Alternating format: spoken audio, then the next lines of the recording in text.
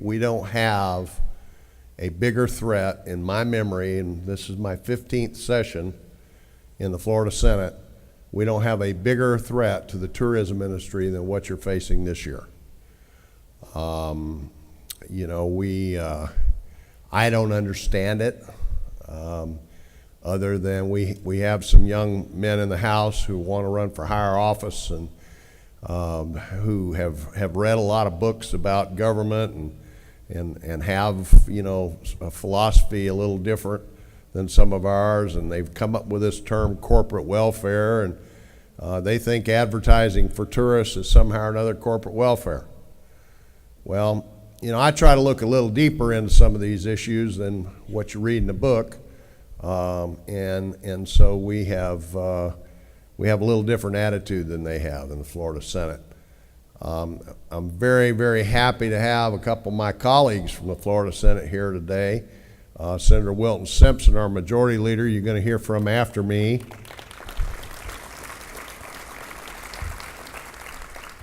And you know, I try to get Wilton to come along with me so I can teach him how to be a Florida senator. He's going to be a great one, and he's going to be a great Senate president. And I'm not going to be here to see it, but maybe I'll be somewhere in the environs when that happens. A great friend of mine. And also here with me today is a very special friend of mine who I've worked with since she first ran for the Florida House in 2004, when I was out of the Senate and doing campaigns as a private businessman. And now I've had the privilege of serving within the Senate for the last 4 years. One of the best people I've ever found in Florida state government, Senator Denise Grimsley.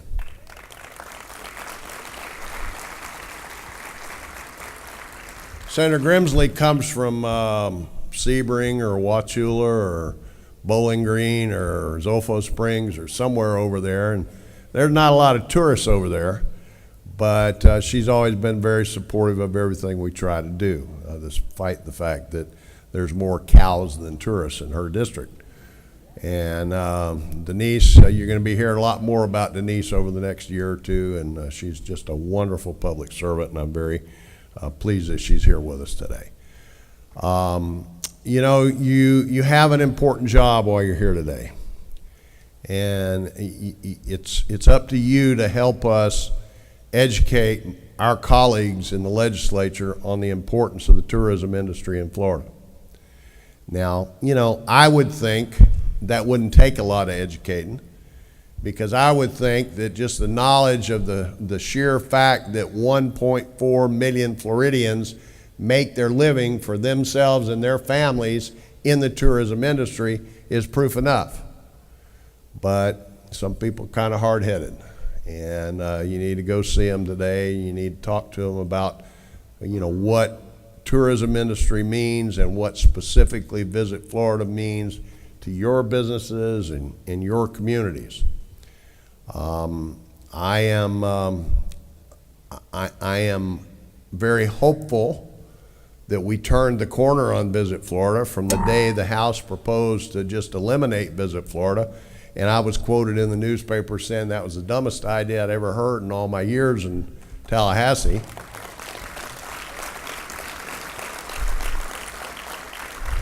Speaker of the House didn't like that very much, but you know, just chalk that up to all the other things about me he doesn't like. But it was true. It was a dumb idea, and they backed off of that. But they haven't backed off of the idea of substantially trimming the budget.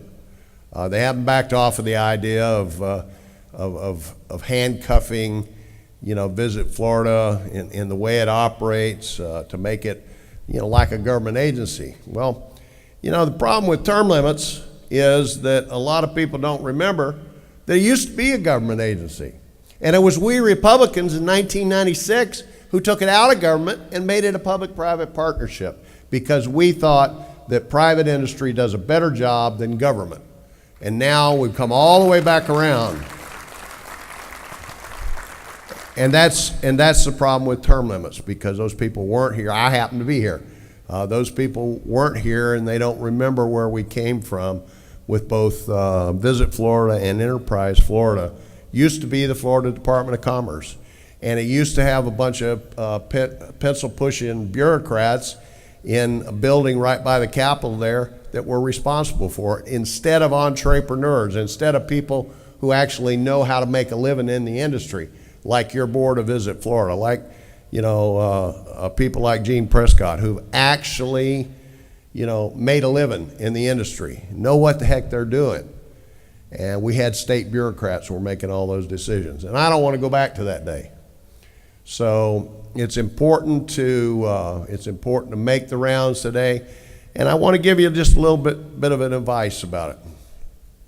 And I have a son who's in the Florida House, and I love him dearly.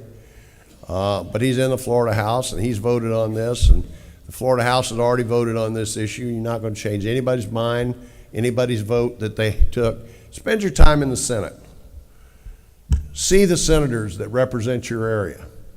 You know, let them understand the importance of Visit Florida and our whole economic development program in Florida to you and your community in terms of the jobs that it provides.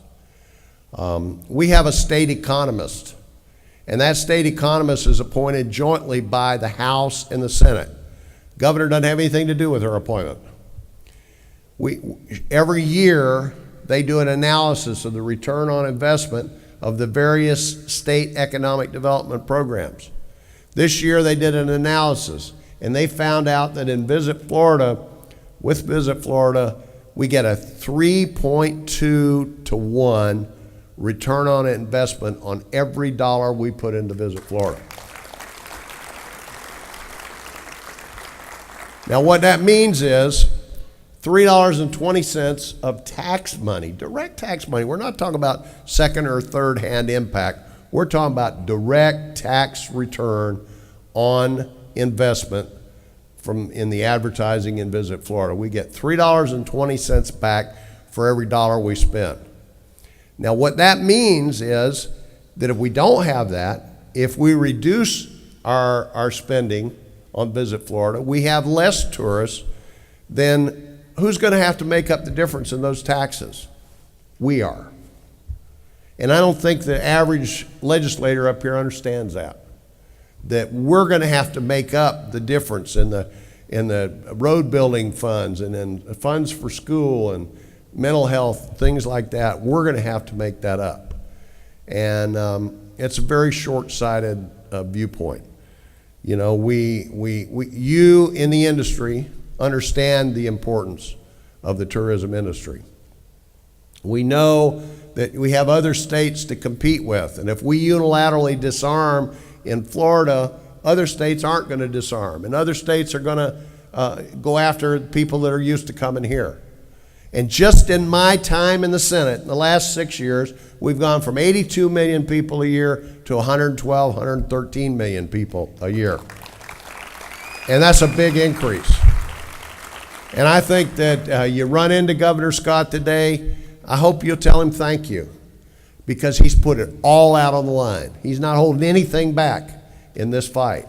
And, you know, he understands this. He's a business person. These guys running the House of Representatives are lawyers.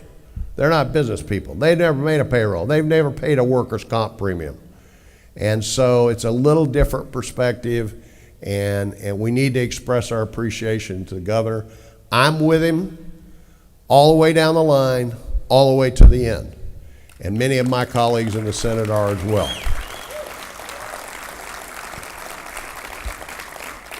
So thank you very much for being here. Thank you for the terrific job the FRLA does. I've been hanging around Carol Dover since before she ran the FRLA, since she ran the Outdoor Advertising Federation or Association, which is also very close friends of mine, and wonderful association executive. You're very lucky to have her and her team, and I'm here to help you every step of the way. Thank you very much.